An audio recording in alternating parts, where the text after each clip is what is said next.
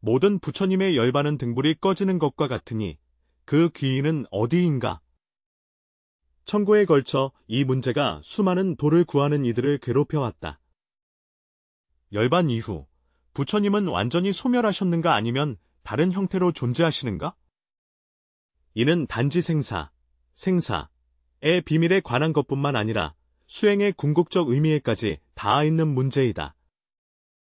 노을이 서쪽 하늘에 지고 기원정사는 평화로운 저녁빛으로 감싸여 있었다. 향연하게 퍼지는 침향향, 새들은 둥지로 돌아가고 모든 것이 평화롭고 깊이 있게 보인다. 이 평범해 보이는 황혼 속에서 생사의 신비에 관한 대화가 곧 시작될 것이다. 이는 존재 본질에 대한 모든 인식을 뒤흔들 것이다. 사리불은 부처님 앞에 바로 앉아 마음속에 파도가 일렁였다. 비구 승단 중 지혜가 가장 뛰어난 제자로서 그는 수많은 어려운 문제들을 해결해왔지만 한 가지 수수께끼는 그를 밤잠 못 이루게 했다. 이 문제는 개인의 수행 방향뿐만 아니라 불법체계 전체의 근본에도 관련됩니다. 석존이여, 제자의 마음에 의혹이 있어 여쭙나이다. 사리불의 목소리가 고요함 속에서 더욱 또렷하게 들립니다. 부처님은 자비롭게 그를 바라보셨고 그 눈동자는 마치 모든 것을 꿰뚫어보는 듯했다. 사리불, 무슨 의문이 있으면 바로 말씀하십시오. 과거의 모든 부처님께서 열반 후에 궁극적으로 어디로 돌아가시는가? 이 질문이 나오자 참석한 비구들은 모두 숨을 죽였다. 이는 단지 사리불의 혼란만이 아니라 모든 수행자의 마음속에 있는 의문이다. 부처님은 미소를 지으시며 천천히 말씀하셨다. 이 질문은 매우 깊구나. 오래된 이야기를 하나 들려주마. 이야기는 무수한겁 이전부터 시작된다. 그때 가업불 주사에서 법륜이 항상 돌고 있었다. 한 젊은 비구가 있었는데 그의 이름은 선예였다. 그는 천재적이고 수행에 정진했으나 오늘날의 사리불처럼 한 가지 문제로 깊이 고민하였다. 깨달은 자가 멸진 후 어디로 가는가 하는 문제였다. 이 문제는 마치 가시에 같아서 선예의 마음에 박혀있다. 그는 삼장경전을 샅샅이 뒤지고 여러 장로들에게 질문했으며 심지어 수년간 동정을 하며 깊이 명상했지만 만족스러운 답을 찾을 수 없었다. 마침내 어느 날 그는 안락한 사찰 생활을 떠나 진리를 찾는 긴 여정을 시작하기로 결심했다. 선예는 먼저 당시의 불교 학문 중심지인 왕사성에 도착했다. 이곳에는 각 종파의 학자들과 종교 지도자들이 모여 사상이 집결되고 토론이 끊이지 않았다. 그는 이곳에서 마음속 의문에 대한 답을 찾길 바랐다. 왕사성에서 선예는 성스러운 이름으로 알려진 불암한 학자 지광을 만났다. 이 사람은 4권의 배달을 정통하였으며 살아있는 경전으로 칭송받는다. 선예가 그에게 열반과 귀소에 대해 묻자 지광은 깊이 명상한 후 대답하였다. 우리 고대 전통의 지혜에 따르면 영혼은 영원한 존재이다. 깨달음을 이룬 자가 열반에 들면 반드시 최고존엄한 범천으로 돌아가 우주 본체와 합일한다. 이는 강물이 바다로 합류하는 것과 같아 비록 독립된 형태는 이렇으나 더 높은 차원에서 영원을 얻는 것이다. 선예는 듣고도 만족하지 못하고 반문하였다. 존경하는 학자여, 만약 정말로 영원불변의 영혼이 존재한다면 사람은 왜 늙으며 왜 성격이 변하는 것인가? 왜 같은 사람이 다른 시기에 전혀 다른 생각을 할까? 부처님의 가르침에 따르면 고정되고 변하지 않는 나라는 것은 없다. 무아가 존재한다면 영혼이나 규범이라는 개념은 어디에서 오는가? 지광은 이 질문에 난처해하며 오랜 침묵 끝에 한숨을 내쉬면서 말했다.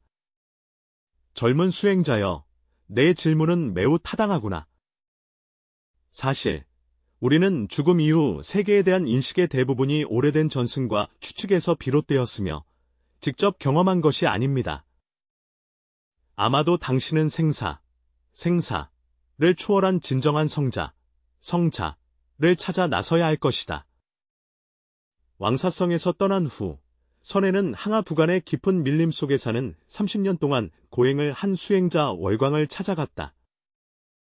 그는 이미 여러 신통력을 얻어 과거와 미래를 꿰뚫어 볼 수 있다고 전해진다. 달빛은 마른 가지처럼 휘어지고 긴 머리는 흐트러져 있지만 눈에서는 세속을 초월한 빛이 반짝이고 있다. 선혜의 질문에 그는 오랫동안 눈을 감았다가 천천히 입을 열었다. 깨달은 자가 열반에 든 후에는 존재한다고도 말할 수 없고 존재하지 않는다고도 말할 수 없으며 존재하면서도 존재하지 않는다고도 말할 수 없고 존재하지도 존재하지 않는 것도 아니라고도 말할 수 없다. 이 대답은 매우 심오하게 들리지만 선혜는 오히려 혼란스러워했다. 존자님, 당신의 답변은 모든 가능성을 부정하였으니 이는 아무것도 말하지 않은 것과 다름없지 않습니까? 달빛은 담담히 미소 지었다. 젊은이여, 진리는 본래 언어로 완전히 표현할 수 없는 것이다. 우리의 어휘와 개념은 모두 상대적인 것이며 열반은 모든 상대를 초월한다. 언어로 열반의 경지를 묘사하려는 것은 마치 손으로 물속에 비친 달 그림자를 잡으려는 것과 같아 반드시 헛된 노력이 될 뿐이다. 선혜는 계속 질문할 것이다. 그러나 만약 진리가 완전히 말로 표현할 수 없다면 부처님께서 왜 49년 동안 법을 설하셨는가? 만약 열반을 묘사할 수 없다면 우리는 어떻게 수행하여 해탈에 이르겠는가? 이것은 해결할 수 없는 역설이 아닌가? 월광비는 말문이 막혀 결국 자신이 수행이 미약하여 이렇게 깊은 문제를 해결할 수 없음을 인정할 수밖에 없었다. 그는 선혜에게 설산정상으로 가서 법장이라는 이름의 은자를 찾아보라고 권했다. 그 은자는 가야 부처님의 사신이었다고 전해지며 아마도 2000년의 미스터리를 풀어줄 수 있을 것이다. 눈 덮인 산으로 가는 길은 험난했다. 선혜는 험한 산과 깎아지른 절벽을 넘어 울창한 숲을 지나 급류를 건너 수많은 고난을 겪으며 마침내 해발 고도가 매우 높은 눈 덮인 산 정상에 도달했다. 작은 바위굴 앞에서 그는 전설 속의 법장 은자를 만났다. 법장 스님은 이미 100세가 넘었지만 정신이 맑고 얼굴이 불거도를 얻은 고승임을 한눈에 알 수 있다. 선혜는 공경하는 마음으로 자신의 의문과 법을 구한 경험을 상세히 이야기하였다. 법장 법사는 듣고 나서 즉시 대답하지 않고 오히려 반문했다. 젊은 구도자여, 너는 왜 깨달은 이가 열반에 들고 난 후의 처소에 그렇게 집착하는가? 이 반문에 선혜의 마음이 크게 흔들렸다. 그가 진지하게 생각한 후 대답했다. 존자님, 저는 호기심에서 질문한 것이 아닙니다. 나는 깨달은 자의 열반 이후의 안식처조차 명확하지 않다면 우리가 어떻게 수행의 방향이 올바르다고 확신할 수 있겠는가에 대해 생각한다. 어떻게 열반이 진정한 해탈인지를 알 수 있으며 또 다른 형태의 편안함이 아닌지를 어떻게 알 수 있겠는가?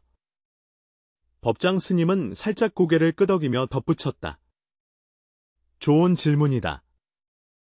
그럼 제가 묻겠습니다.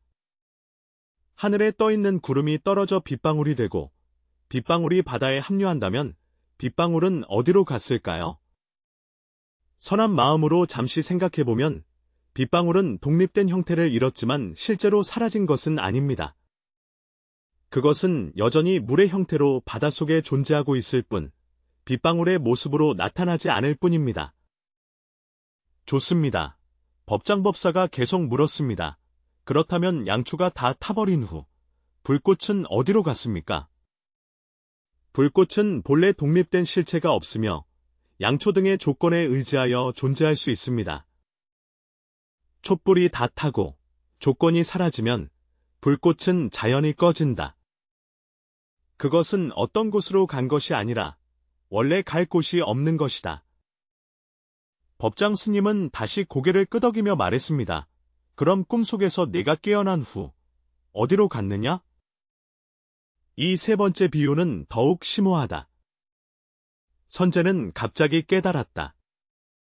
꿈속에 나는 본래 실제한 적이 없기에 어찌 가는 곳을 논할 수 있겠는가? 내가 잘못하여 꿈속의 환상을 실제로 착각했으니 그가 깨어난 후의 행방을 묻는 것이다. 법장 대선지자께서 크게 웃으시며 말씀하시기를, 선재야, 네가 이미 깨달았구나. 깨달은 자가 열반 후에 어디로 가는가? 이 질문 자체가 잘못되었습니다. 깨달은 자에게는 갈 수 있는 실체도 도달할 수 있는 장소도 있다고 전제하기 때문입니다. 그러나 모든 현상은 본래 공적이며 고요하여 오지도 않고 가기도 하지 않는다. 모든 부처님들은 이 이치를 증득하였기에 근본적으로 해탈 이후의 행방이라는 문제 자체가 없다. 선예는 이 말씀을 들은 후 마음이 갑자기 환해졌으나 여전히 한 가지 의문이 남아 있었다. 존자여, 만물이 모두 공하여 오고 감이 없다면 부처님께서 인간 세상에 나시어 법을 설하고 중생을 제도하며 결국 세상이 열반에 드는 이 모든 것은 어떻게 이해해야 할까요? 법장께서 인내심을 가지고 설명하시길, 부처님께서 세상에 현현하신 것은 전적으로 중생을 제도하기 위함입니다. 중생은 무명으로 인하여 유무, 생멸, 내왕 등의 이원대립에 집착함으로 부처님께서는 세속의 언어와 현상을 사용하여 그들을 인도하지 않을 수 없었다. 부처님이 열반을 이루셨다는 것은 실제로 열반이 있어 들어가는 것이 아니라 중생들의 인연에 따라 생명의 무상을 가리신 것이다. 금강경에서 말씀하신 것처럼 열애는 어디서 오지도 않고 어디로 가지도 않으니 그래서 열애라 이름합니다. 여기까지 듣자 선예는 마치 진귀한 묘약이 머리에 쏟아지는 것 같아 수년간의 고민이 한순간에 사라졌다. 그는 깊이 법장에게 절하며 이 가르침에 감사했지만 법장은 말하기를, 나를 감사할 필요 없다.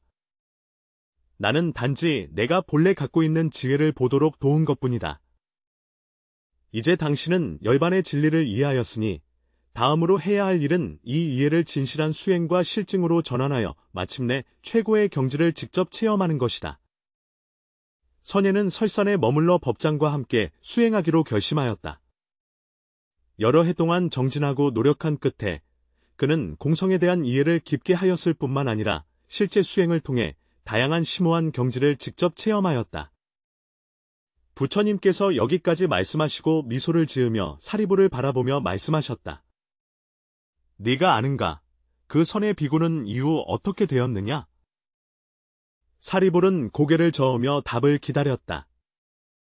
그 선의 비구는 무수한 겁의 수행을 거쳐 마침내 가장 뛰어난 정등정각을 이루었으니 바로 지금의 나 석가모니 부처님이다. 이 뜻밖에 계시는 현장에 있던 제자들을 크게 충격에 빠뜨렸다. 원래 부처님께서 말씀하신 것은 예언이 아니라 자신의 전생의 진실한 경험입니다. 그 법장 은자는 그 후 어떻게 되었습니까? 아나는 계속해서 물었다. 부처님은 단지 미소를 지으시며 말씀하지 않으셨고 눈빛은 바다처럼 깊고 심오하셨다. 사리불은 무언가를 깨달은 듯 부처님을 놀란 표정으로 바라보았다. 사리불이여, 이제 이해했느냐? 모든 부처님께서 열반하신 후 어디로 가셨는가? 부처님께서 다시 처음의 질문으로 돌아가셨다. 사리불은 깊이 생각한 후 공경이 대답했습니다. 석존이시여, 제자가 이해했습니다. 재불은 본래 오고 감이 없으며 열반은 이미 장소가 아니다. 재불의 열반 후 거처를 묻는 것은 허공 속에 새 발자취를 묻는 것과 같아 애초에 답이 있을 수 없다. 안욕따라 삼맥삼부따께서 찬탄하시되 훌륭하다. 그러나 이는 단지 이론적인 이해에 불과하며 진정으로 열반의 실상을 체험하기 위해서는 깊이 수행하여 궁극에 이르러야 한다. 모두가 이 문제를 더 깊이 이해할 수 있도록 부처님께서 또 한 가지 이야기를 들려주셨다. 과거 무량겁 전 학식이 풍부하고 다재다능한 한 왕이 있었다. 그는 나라를 잘 다스려 백성들에게 깊은 사랑을 받았지만 생사에 관한 큰 문제를 자주 생각하였다. 어느 날 그는 한 위대한 수행자의 원적 소식을 듣고 생명의 무상함을 깊이 느꼈다. 이에 조정의 지혜로운 이들을 불러 모아 물었다. 위대한 수행자가 열반에 든 후 과연 어디로 갔는가? 신하들은 각기 제 의견을 말했다. 어떤 사람은 수행자가 하늘로 올라가 즐거움을 누린다고 하고, 어떤 사람은 그가 환생하여 다시 태어났다고 하며, 또 어떤 사람은 그가 이미 완전히 우주와 허공에 융합되었다고 말한다. 왕은 이 대답들에 모두 만족하지 못했다. 이때 해안이라는 노인이 나섰다. 그는 이전 왕조의 노신으로 오랜 세월 은거에 있었으며 이번에 특별히 초청을 받아 조정회의에 참석하게 되었다. 해안께서 말씀하시길, 전하, 노신하가 비유를 들어 이 문제를 답하겠습니다. 그는 동으로 된 거울 하나를 꺼내 햇빛을 향해 비추어 벽에 빛의 반점이 비치게 한 후 국왕에게 물었다. 폐하, 벽에 비친 빛의 반점을 보셨습니까? 국왕은 고개를 끄덕이며 보았다고 답했다. 내가 동경을 열면 벽에 있던 빈무늬는 어디로 갔는가? 왕이 생각한 뒤 대답했다. 빈무늬는 거울이 햇빛을 반사하여 생긴 것이니 거울을 열면 빈무늬는 자연히 사라진다. 그것은 어디론가 간 것이 아니라 조건이 갖추어지지 않으면 존재하지 않는 것이다. 해안으로 고개를 끄덕이며 전하께서 명확히 살피셨습니다. 수행자의 상황도 이와 같습니다. 그의 존재는 인연이 합해져 이루어진 것이니 조건이 갖추어질 때 우리는 그를 보고 조건이 흩어지면 자연히 다시 존재하지 않습니다. 그가 어디로 갔냐고 묻는 것은 마치 빗무리에 행방을 묻는 것과 같아 본래 잘못된 물음입니다. 왕은 여전히 의심했지만 수행자는 빗무리와 달리 생각과 지혜가 있으니 이것들도 사라질 수 있겠는가? 해안이 반문하였다. 폐하께서는 수행자에게 영원히 변하지 않는 생각이 있다고 확신하십니까? 만약 그렇다면 왜 사람은 늙습니까? 왜 사람의 생각은 변합니까? 왜 같은 사람이 다른 시기에 다른 성격을 갖습니까? 왕은 질문에 답하지 못하고 오랫동안 깊이 고민한 끝에 말했다. 당신의 견해로는 수행자가 열반 후에 완전히 소멸하는 것입니까? 해안은 고개를 저으며 그렇지 않다고 하였다. 소멸은 존재에 대한 부정이지만 만약 실체가 처음부터 진실로 존재하지 않았다면 소멸이라는 말은 어디에서 오는가? 수행자의 오온은 본래 인연에 의해 모여진 것으로 실체가 없으며 열반은 단지 인연의 구속을 더 이상 받지 않고 본성으로 돌아가는 것이다. 즉, 어떤 곳으로 떠나간 것도 아니고 사라진 것도 아니다. 왕은 듣고 나서 깨달은 듯했지만 아직 완전히 이해하지 못했다. 그렇다면 수행자의 지혜, 기억, 그리고 각성은 어떻게 된 것일까? 해안이 미소 지으며 말씀하시길, 폐하, 의식도 인연에 의지하여 합해져서 생기는 것이며 자성이 없다. 강물과 같아 보기에 끊임없이 이어지는 듯하지만 실제로는 찰나에 생멸하며 이전 순간의 물이 다음 순간의 물과 같지 않다. 의식 또한 마찬가지로 순간순간 변화하며 고정된 실체가 없다. 왕은 깊이 생각에 잠긴 후 오랜 시간이 흘러서야 물었다. 그렇다면 수행이 우리에게 어떤 의미가 있습니까? 모든 것이 인연의 합이라면 우리가 왜 열반을 추구해야 하는가? 해암은 이렇게 설명한다. 모든 것이 인연의 합이기 때문에 우리는 인연을 바꿈으로써 결과를 변화시킬 수 있는 것이다. 중생은 무명으로 인해 업을 지어 업을 지은 까닭에 고통을 받으며 생사윤회가 끊임없이 계속된다. 수행이란 무명을 끊고 업을 멈추어 궁극적으로 생사를 초월하는 것이다. 이는 어딘가로 간 것이 아니라 인연에 얽매이지 않고 본래의 모습으로 돌아간 것이다. 왕은 갑자기 깨달아 다시 물었다. 부처가 되는 것과 열반이 같은 것인가 다른 것인가? 둘이면서 하나이고 하나이면서 둘이다. 해안으로 답하자면 성불은 깨달음의 완성이며 열반은 번뇌의 소멸이다. 현상적으로는 두 가지 일이지만 본질적으로는 하나의 일이다. 반야심경에서 말하듯 색은 공과 다르지 않고 공은 색과 다르지 않으며 색이 곧 공이고 공이 곧 색이다. 왕은 듣고 나서 완전히 깨달아 왕위를 내려놓고 해안 스님의 수행을 따르기로 결심했다. 수년 후, 그는 깊은 지혜와 해탈을 성취하였다. 부처님께서 이 이야기를 마치시자 사리불께서 다시 여주었습니다. 석존이시여, 제자는 여러 부처님의 열반 이후 거처에 대해 이해를 하였으나 여전히 의문이 있습니다. 모든 법이 본래 공하여 오지도 않고 가기도 하지 않는다면 어째서 중생들은 여전히 생사윤회의 고통을 느끼는 것입니까? 어째서 우리는 과거를 기억하고 미래를 계획하며 현재를 느낄 수 있습니까? 이 질문은 공과 현상의 관계의 핵심을 건드리고 있습니다. 부처님께서 대답하셨다. 설리요. 내가 잘 물었다. 모든 법은 공하지만 결코 멸하지 않는다. 공은 아무것도 없는 것이 아니라 자성이 없고 인연에 의해 합해진다는 뜻이다. 무자성이기 때문에 인연이 합쳐지고 인연이 합쳐지기 때문에 온갖 현상이 나타난다. 사리불이 계속 물었다. 그렇다면 열반과 생사윤회의 관계는 무엇인가? 열반과 생사는 본래 한 몸의 양면이다. 미혹한 관점에서 보면 생사윤회가 있으나 깨달은 관점에서 보면 본래 열반이다. 마치 한 사람이 악몽을 꾸며 꿈속에서 괴로워하다가 깨어나 모든 것이 허망함을 깨닫는 것과 같다. 꿈속의 고난은 진실인가? 꿈속의 관점에서는 진실이지만 깨어난 관점에서는 허망하다. 이때 수보리가 물었다. 석존이시여, 우리가 평소에 보는 부처님은 실제합니까? 부처님께서 반문하셨다. 수보리여, 내가 보는 나란 무엇이냐? 제자가 보는 석존은 30 이상, 80종호, 신통력 완비하여 묘법을 설한다. 부처님이 고개를 끄덕이셨다. 내가 보는 것은 열애의 색신이다.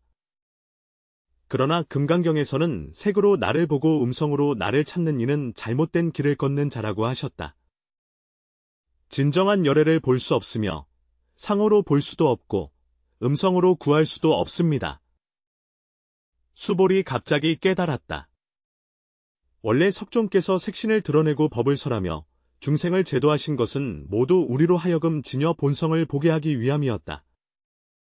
선제, 부처님께서 찬탄하시니라.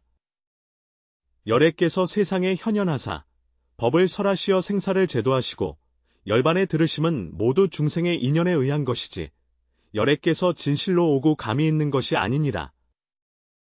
모두가 깊고 미묘한 법의 뜻에 잠겨 있을 때 경사 밖에서 갑자기 급한 발걸음 소리가 들려왔다.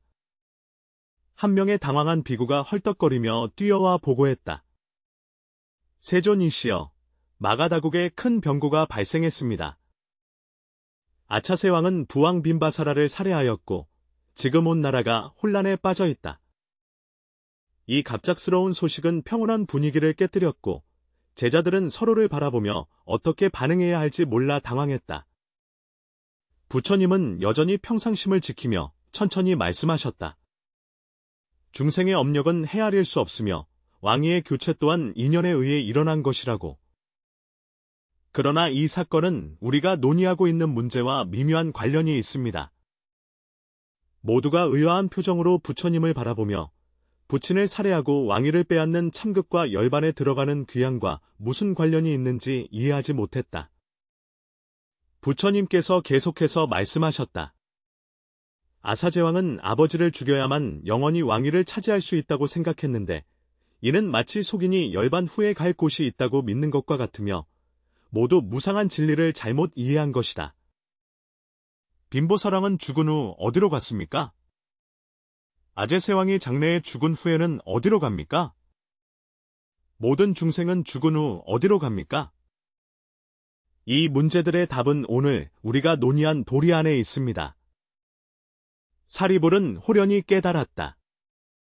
세존이여, 왕이든 비구이든 깨달은 자이든 죽은 후에는 어느 곳에도 실체가 머무르지 않는다. 이른 바에 가는 곳은 단지 우리의 잘못된 인식에서 비롯된 산물일 뿐이다. 바로 그렇습니다. 부처님께서 고개를 끄덕이셨습니다. 살아있는 자는 그렇고 죽은 자도 그러하며 범부도 그러하고 성자도 역시 그러합니다.